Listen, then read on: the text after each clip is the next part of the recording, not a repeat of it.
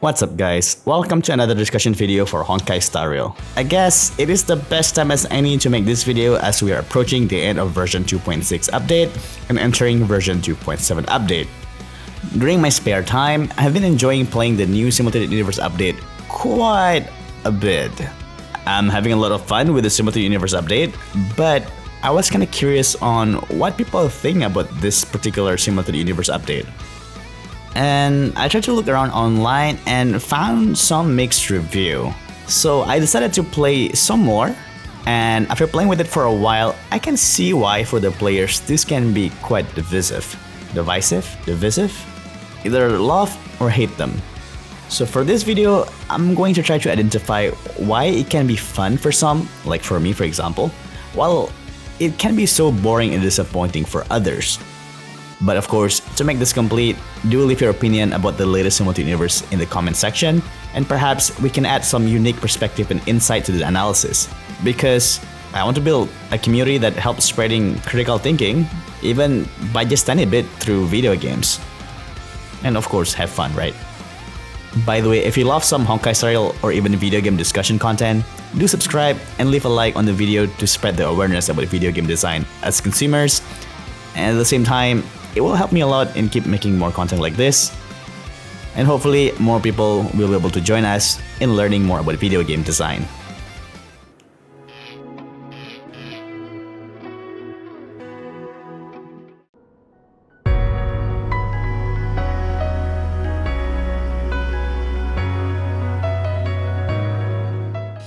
First, let's start with the good. The first reason that I can think of after playing for a bit why it's fun. First, it is not character dependent. It is more about strategizing on making the most of the scepters. It differentiates itself from the rest of the other Simulated Universe update and the in-game content. All of the other permanent game contents are very character based while making good use of the mechanics provided to us like blessings or buff. So having something different is quite refreshing for me, and I had a lot of fun because I can just play the other permanent endgame content just to make the best of my characters. Heck, even for Unknowable Domain, I made a run using a full sustained team. All I had to do just manage my team HP while the scepters do all the work. I couldn't do much of this in other Simulated Universe update, to be honest, or even in other permanent endgame content. I miss using the sustained team. I'm a turn-based RPG lover, and I'm the type that always like to play it safe. So I'm glad I'm able to pull that off in this mode at least. But in the highest arduous difficulty though, that is a different matter which I'm going to talk more in the bad section. The second one, we're still talking about scepters. At higher difficulty, picking up the right combination of scepters and components that can trigger the scepter more is very crucial. I love strategy as well, so it really provides a decent challenge for you and myself to make a good viable strategy, but also very fun to execute. For example, if you find the speed scepter and put a component that gives charges to the charged scepters, and also putting a component that fast forward a speed scepter, you can trigger the scepter so often. All you need to do is just to be careful not to die. Even then, finding those interesting combinations is where the fun is, and I understand for casual players it might not be interesting because we will talk about the UI later in the bad sections. So this particular point, it is more for a diehard gamer and strategy / turn-based RPG lover like me.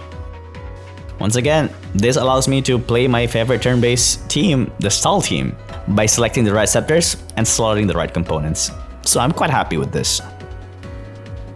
The third reason I can think of why it's quite good, the story is actually a direct continuation of the Emperor War and what is being done to the Emperor's remain by the Intelligentsia Guild. As usual, Simulated Universe story is not very straightforward and it's quite cryptic, and the lack of visuals to capture that information in our brain. So for those people, probably it just slips through their mind and just rapidly clicking the buttons so they can get it over with and start playing. But for me, I care about the story and I just want to see more what happens after the Emperor's War. But my favorite part is that at the end we were actually introduced to another Genius Society member, KKaceh. She has been mentioned a lot in previous Simulated Universe update as the one who killed Emperor Rupert, and practically end the war. So seeing her here is actually quite a big surprise, and she's not a very nice lady, so it seems. And I actually find it very thrilling that the whole sequence at the end of the story is actually like a horror movie, with us and Herda being chased by Polka, and she kind of disabled so many functions that many other Genius Society members that have built, like Scrollum, Runmei, and Stephen. Even Stephen got scared. Man, I wish that they actually show some actual cutscene, not just dialogue. It would have been pretty amazing, I'm not gonna lie. Regardless, it's actually pretty amusing to find that this has been Herda's plan all along, just to bait Polka to join her team so that they can improve the simulated universe. Man, Herda is just nuts, man. And the next exciting part, perhaps the next one that we're gonna meet is Yuqing too, and perhaps confirming whether she's dead or alive for good. But my hope is that please make Scrollum playable and show Stephen Lloyd model already.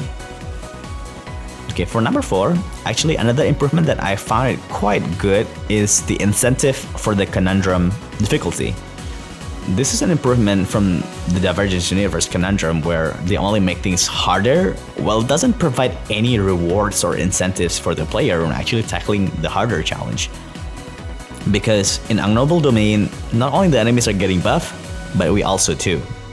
I think my favorite conundrum is actually Conundrum 3 or 4, because Conundrum 3, the restriction of replacing components are removed, but after that it's just a straight damage buff for your character, so it is not that exciting.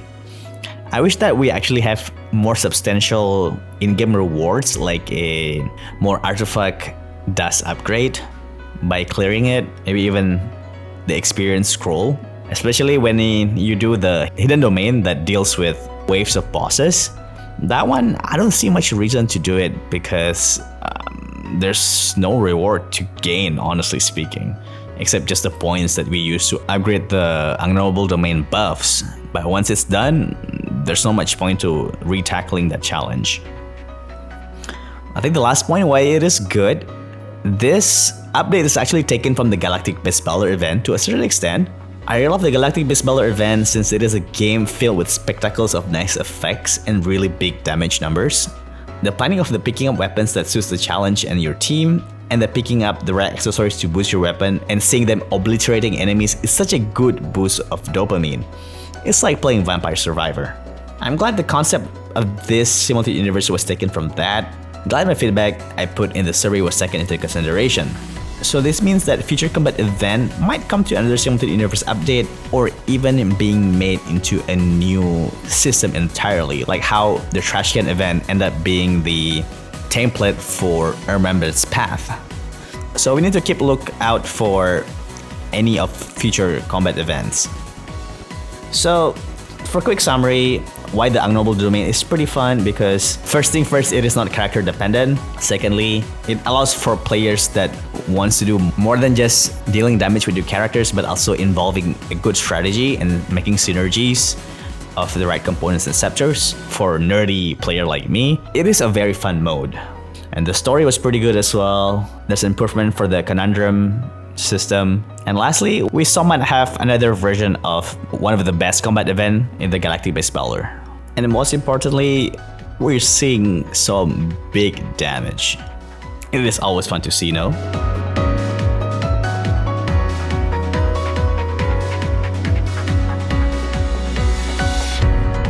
Okay, now the bad. There's quite a bit to criticize about this particular Simulated Universe update, so let me lay it on you. The first reason, I think what most people will agree with me, is just that just like the first point of the what makes it good, it can also be a bad thing for some. For players who really want to take the characters for a new challenge, sadly, what is more relevant in this mode is actually the scepters that we use. Because most of the time, the damage of the characters is so much lower compared to the scepter damage. However, sometimes you can get scepters combination that allows your character to deal significant amount of damage by finding the right components, like what you're seeing right now in your screen. However, to get them, it is very RNG based. You can try to plan around it by switching the components in the components synthesizer, but then again, that is still at its core RNG based. So you can't really showcase your character prowess as much, which is a bit unfortunate since I reckon most people would just want to bring their favorite characters into a brand new challenge, right? And I believe this could have been alleviated a bit by having a few more options, such as trading scepter power for more character damage, but don't make it too easily accessible because once again, we want this mode to differentiate itself from the other Simultaneous Universe update. But yeah, so it's very evident that people just want to see their characters do damage, but that's not what they give us this time. So the second reason that I think that really needs some work is that the UI is not user-friendly. There are so many scepters and tons of components in this mode that sometimes you might be overcome with choice paralysis.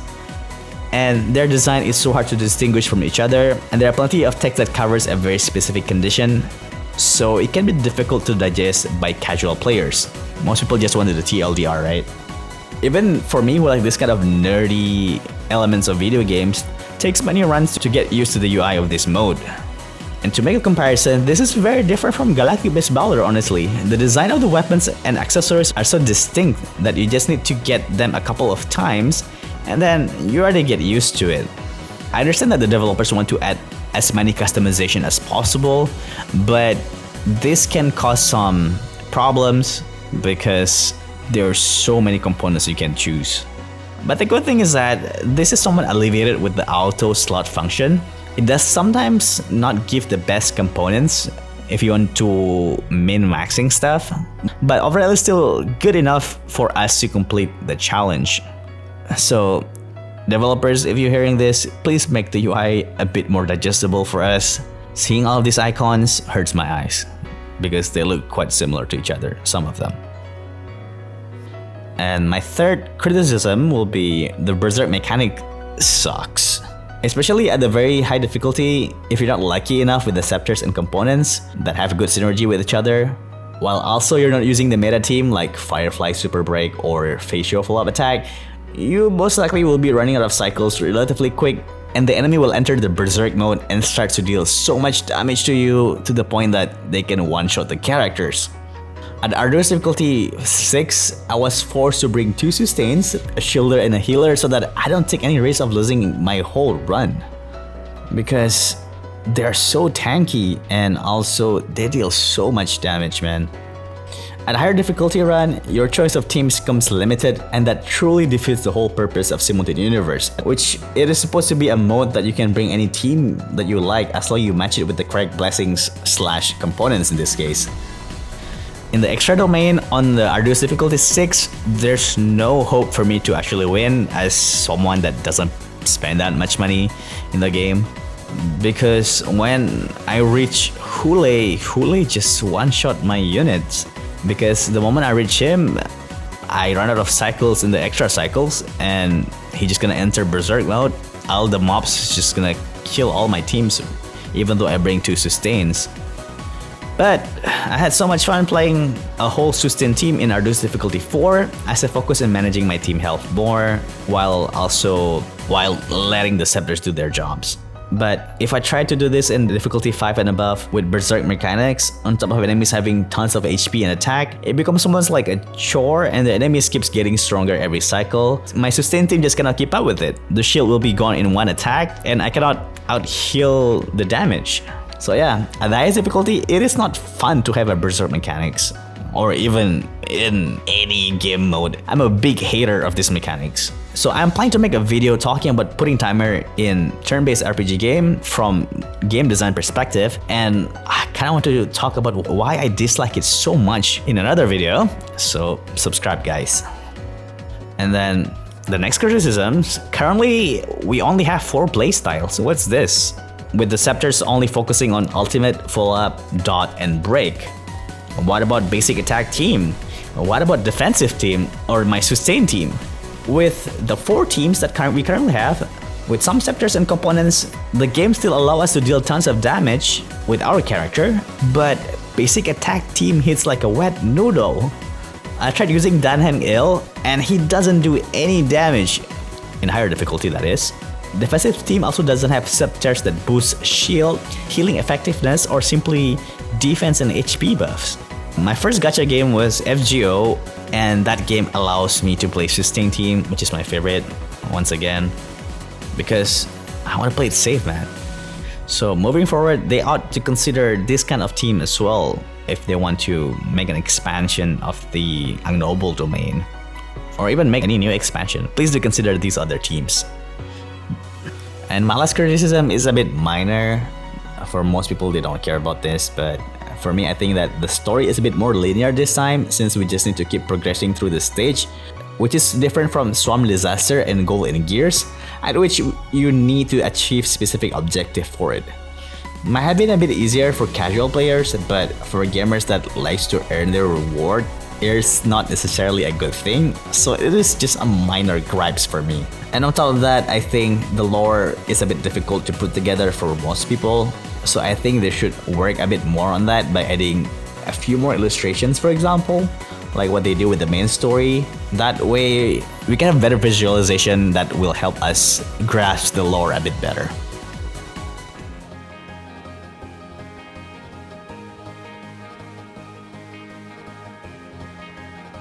Well, you have heard about the good and the bad. What do you guys think?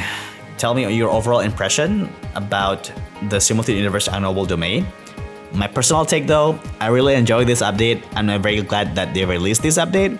There's a lot to improve, but I like it because it's different. If you want to showcase our characters, we already have plenty of endgame content to do so.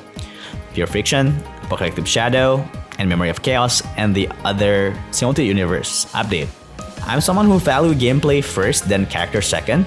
Some people can say, as a gacha game, this mode might have been a bad choice because gacha game is all about their characters. But for video games, in the grand scheme of things, this is a good choice since it gives people more options on how they can play their game instead of same old beating up enemies using your character, especially the meta character. I hate meta, just want to say. I'm someone that has been playing video games for years, especially turn-based game. I appreciate the diversity of content that HSR provides. And once again, it is understandable if some players don't enjoy it because the characters are not the highlight. And if you're among them, do leave a feedback and tell developers how it could be improved, since just complaining without giving solutions will only leave the devs confused.